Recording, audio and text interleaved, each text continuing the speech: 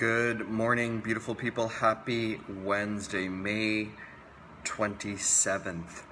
It's day 66 of thinking about thinking, understanding fear, finding joy out of suffering, and it is day 3 of control your environment.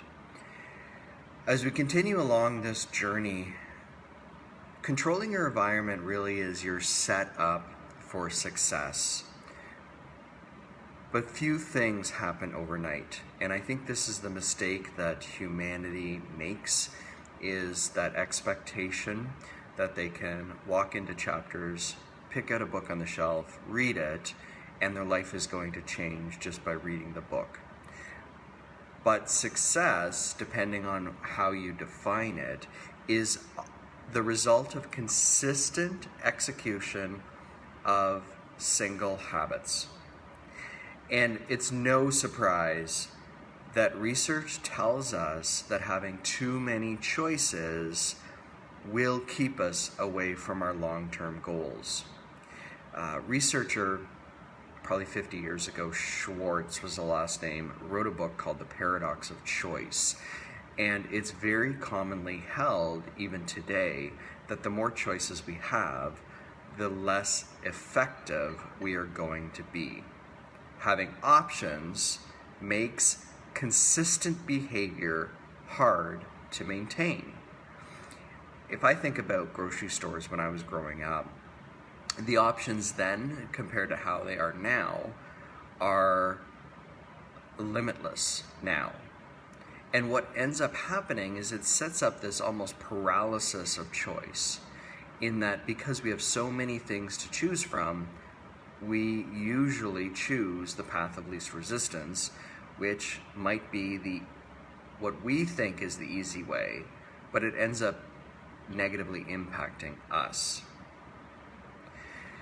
The classic examples for how to use this element of simplifying for your benefit has been preached for years. And I know it's been made very popular with Marie Kondo and her minimalism, decluttering concepts, but these principles have been around forever. In the financial world, the concept of saving first, automatic withdrawals out of your account into a savings account so you don't see the money. Well, that sets you up so that if you don't have the money in your account, you can't see it, you're not going to spend it.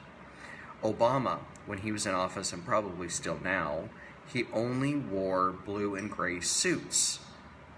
And it's not because those were his favorite colors, he was so focused on what his role was that he did not want to waste any time picking out clothing. And it's those little moments that will compound themselves over time.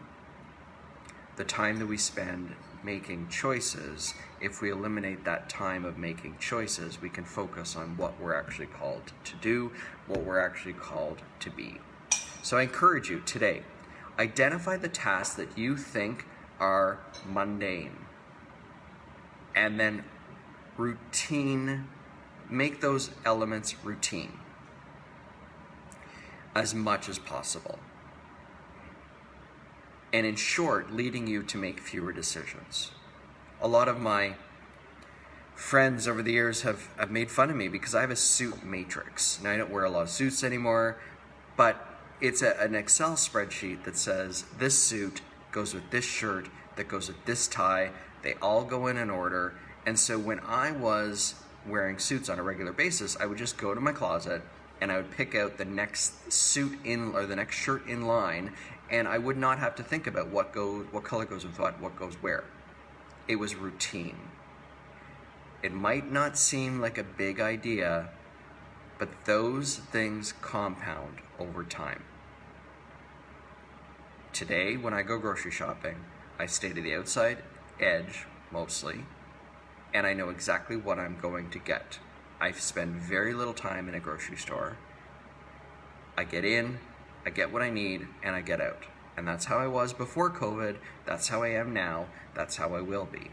Because it takes away thinking and mulling over decisions. Try it. See how it works for you today. Until tomorrow, I love you. I hope you're all staying safe and well, and ensure to be kind to yourself and to others.